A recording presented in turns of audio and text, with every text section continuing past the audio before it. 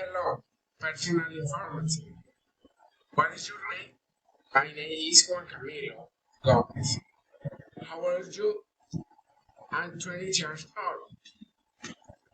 What is you like? I like in Valledupar, Colombia. Our children are married. I'm single. Do you have children? I have no children. Which one do you like? I like with my mom. Where are you studying? I study industrial engineering.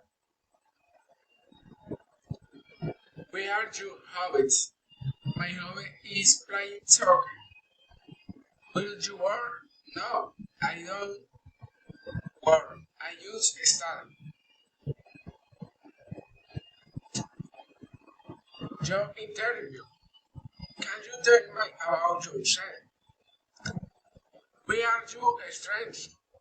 My strengths are my intelligence, honesty, and self-confidence. Where are your weekends? My weekends are empathy and resentment. Where are your great achievement in life? My great achievement in life is finish college. Where do you say in 5 years? In 5 years, it's in myself working at a company in Colombia. What do you want to love your help? Because they don't have my benefits. What do you want to work for